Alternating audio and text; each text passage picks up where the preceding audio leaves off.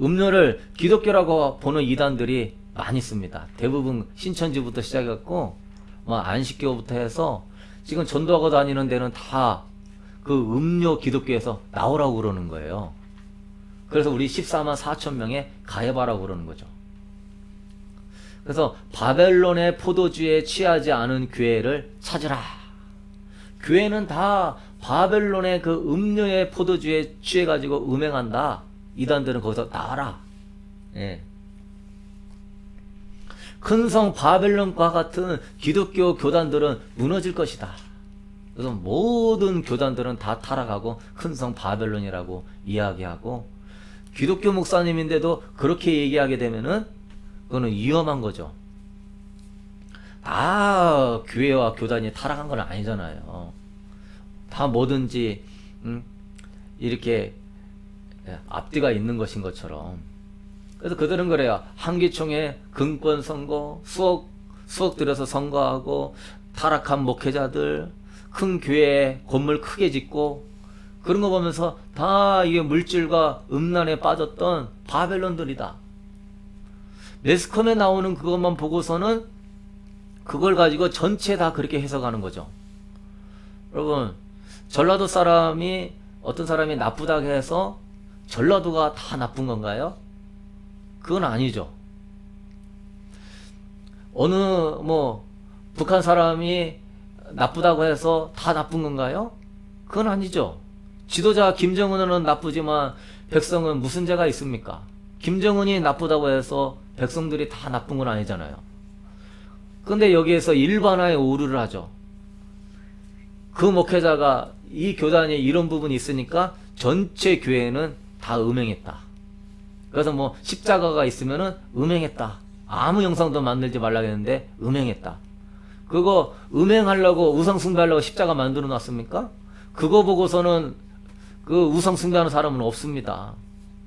근데 그들은 그렇게 오해하게끔 만들죠. 여러분, 바벨론 정신은 뭐라고 그랬어요? 하나님으로부터 독립이에요. 그리고 내가 하나님이라고 하는데 기독교 교회가, 그러면 그 목회자들이 하나님으로부터 독립하자 그럽니까? 그래서 바벨탑 쌓자 그럽니까? 내가 하나님이라고 목회자가 얘기합니까? 바벨론 정신에 어긋나는 거예요. 오히려 그 이단들이 하나님부터 독립하고 내가 하나님이다, 내가 재림주다 그러죠. 그리고 그 이단들이 뭐합니까? 음행하죠, 음행. 그 교주들이나 그 교주들을 따르는 자들은 엄청나게, 그리고 교리 자체가 음행을 하게끔 만드는 교리죠. 오히려 그들이 바벨론 정신을 따라가고 있는데 일부분만 보고서는 교계가 바벨론이다? 말도 안 되는 거죠. 요한계시록 18장 15절에 바벨론으로 말미암아 치부한 이 상품의 상인들이 그의 고통을 무서워하며 멀리 서서 울고 애통하며 이르되 화있도다 큰 성이여. 세마포 옷과 자주옷과 붉은 옷을 입고 금과 보석과 진주로 꾸민 것이되 그러한 부가 한 시간에 망하였도다. 너의 보배로운 상품으로 치부하였더니 한 시간 만에 망하였도다. 바벨론은 뭐라고 그랬습니까? 그 세상 문명의 지배자들, 아주 물질이 많은 자들이라고 그랬죠. 그러니까 바벨론으로 말미암아 치부한 상품의 상인들, 그들이 있어야만이 상거래를 할 수 있는 거예요. 그들이 통로를 열어줘야 되고 그들의 손을 잡아야만이 은행도 연결되어 있고 모든 시스템, 운송이라든가 결제라든가 모든 시스템이 그쪽이랑 다 연결되어 있기 때문에 그들하고 거래해야만이 이 상인들이 부유해지는 거예요. 근데 뭡니까? 한 시간 만에 망하였도다. 부가, 재산이 하나님이 심판함으로. 여러분, 바벨론으로 말미암아서 이런 일이 있다고 그랬어요. 그러면 이런 기독교 교계가 나라들과 왕들과 상인들을 음행의 포도주로 마시게 할 권력과 돈이 있습니까? 기독교가 그렇게 돈이 있나요? 그래서 대통령과 왕들과 재벌들과 상인들에게 경제 이러한 시스템을 통하여서 모든 부를 자기들을 통하여서 거래하게끔 그렇게 돼 있나요? 아니잖아요. 기독교가 무슨 힘이 있습니까? 그러면 이거를 교황이 하나요? 교황이 모든 그 경제 시스템을 다 장악해가지고 교황을 통하여서 다 매매하고 이런 상품을 거래하면서 부유함을 축적하나요? 그러면 미국이나 유명한 회사들이 다 교황 시스템을 통하여서 하나요? 아니죠. 다른 세력이 있단 말이에요, 이게. 18장 6절에 또 내가 보매 이 여자가 성도들의 피와 예수의 증인들의 피에 취한지라 내가 그 여자를 보고 놀랍게 여기고 크게 놀랍게 여기니. 이 여자가 성도들의 피와 예수 증인들의 피에 취했대요. 그러면 기독교가 성도들을 잡아 죽였습니까? 기독교 대형교회 목사님과 뭐 총회장이 예수 믿는 사람 잡아 죽여서 피를 흘리겠습니까? 예수 믿으면 죽인다고 해서? 이거 아니잖아요. 그 바벨론 그 음녀가 무슨 일을 하는지를 보면은 교회가 아니라는 것이 이 문맥을 통하여서 다 드러나는데, 그냥 뭐 물질적인 걸 통하여서 뭐 부유해지고 뭐 자색 옷과 붉은빛 옷을 입고 자기가 보석으로 꾸몄다고, 그래서 막 탐심이 많으니까 기독교 교계가 그런 것처럼 해서 이 이단들은 조금만 갖다가 그거를 대입해 가지고서 성도들을 미혹시켜 가지고 자기네 교단에 빠뜨리도록 하는 그런 것을 하고 있죠. 여러분, 음녀는 기독교가 아닙니다. 음녀는 교황도 아니고요. 그러면 음녀가 또 적그리스도인가? 보통 음녀는 종교적인 세력, 적그리스도는 정치적인 세력으로 봐요. 그래서 음녀를 교황으로 보는데, 그러면 교황이 정치적인 힘도 있으니 적그리스도도 교황이다. 그래서 음녀도 교황이요, 적그리스도도 교황이다. 왜냐하면 교황이 종교적인 힘도 있고 정치적인 힘도 있고. 그러나 이야기했지만 정치 종교적인 힘이 한계가 있습니다. 천주교의 힘이 한계가 있는 거예요. 천주교의 정치적인 능력이 한계가 있는 거예요. 음녀와 적그리스도는 엄연히 구분되는 거예요. 성경에 나옵니다. 요한계시록 17장 3절에 곧 성령으로 나를 데리고 광야로 가니라. 내가 보니 여자가 붉은빛 짐승을 탔는데 그 짐승의 몸에 하나님을 모독하는 이름들이 가득하고 7머리와 10뿔이 있으며.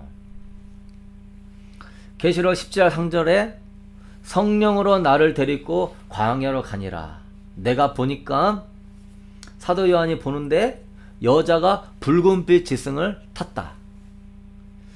요한계시록 13장에 7머리 10뿔 가진 붉은빛 짐승은 뭡니까? 적그리스도라고 그랬죠. 마지막 때 전 세상을 통치해야 될 사탄의 분신 적그리스도. 근데 여자가 그 짐승을 탔대요. 여자가 적그리스도에 탔대요. 그러면 여자하고 적그리스도는 다른 분리된 존재예요. 여자가 적그리스도가 아니고요. 그러면 이 음녀가 왜 적그리스도를 탔어요? 적그리스도가 처음에는 도와주는 거죠. 그러니까 7머리 10뿔 가진 온 세상을 지배하는 그 힘이 있는 정치 지도자가 누굴 도와주죠? 음녀를 밀어줘요. 정치, 경제, 사회, 문화, 역사는 그 음행하게끔 하는 음녀들을 팍팍 밀어줍니다. 그러니까 사탄도 밀어주고 이 정치 세력들도 음녀를 밀어주죠. 같이 공존 공생하는 관계예요. 그러면 이 정치 지도자는 더 부유함을 얻고 이 음녀는 더 바벨론 성을 만들어가면서 정치 적그리스도의 영향력을 더 키워가니까 같이 일을 하는 겁니다. 그리고 적그리스도가 음녀를 죽입니다. 요한계시록 17장 16절에 내가 본 바 이 10뿔과 짐승은 음녀를 미워하여 망하게 하고 벌거벗게 하고 그의 살을 먹고 불로 아주 살리리라. 이 10뿔과 짐승이 음녀를 뭐한다? 미워한다. 그래서 망하게 한다. 벌거벗게 만들고 그의 살을 먹고 불로 아주 살라버린다. 그러니까 처음에는 적그리스도가 음녀를 태우고 다니면서 자꾸 음녀하는 일을 도와줬습니다. 영향력이 넓어지니까. 근데 나중에는 이 적그리스도가 본색을 드러내죠.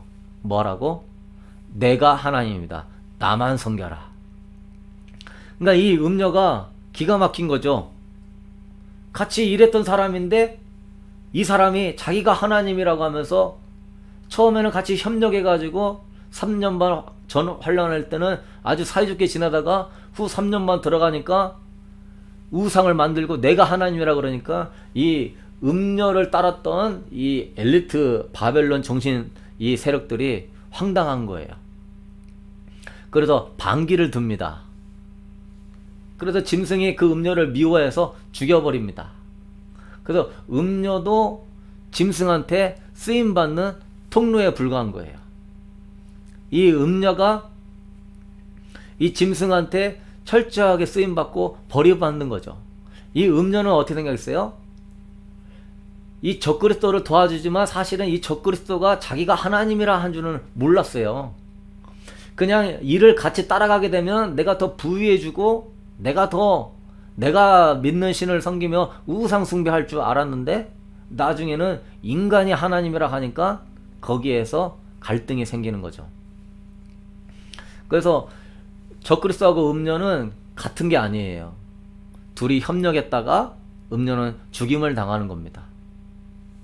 만약에 음녀가 적그리스도라고 하면은 여기서 짐승 적그리스도가 음녀를 죽이는데 죽일 수가 없죠. 음녀는 죽어도 적그리스도는 살아있어요. 그래서 자기의 나라를 펼쳐가는 거예요. 계속 나만을 경배하라고. 근데 음녀가 적그리스도가 되면은 적그리스도의 나라가 없어지는 거예요. 그러니까 말이 안 되는 것이죠. 그래서 음녀는 적그리스도가 정체를 드러낼 때 반대하는 사력들이고,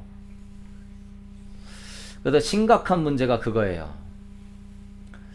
그래서 음녀와 적그리스도를 교황으로 보니까 음녀의 치명적인 역사에 무관심한 거예요. 그래서 계속 속고 살아왔죠. 속고. 적그리스도는 아직 출현도 하지 않았고 지금은 음녀가 활발히 역사해요. 법도 지금 악법으로 제정되죠. 지금 뭐 스마트폰이나 인터넷이나 우리 주변의 모든 물질 만능 쾌락주의가 판을 치잖아요. 바벨론의 정신으로. 근데 이 부분에 대해서는 주의를 안 하는 거예요. 교회가 지금 음녀하고 싸워야 되는데, 바벨론과 싸워서 하나님 나라 세워야 되는데, 가나안 땅에 들어가서 정복하고 하나님의 영역들을 세워져 가야 되는데 이 부분이 준비가 안 돼 있는 거죠.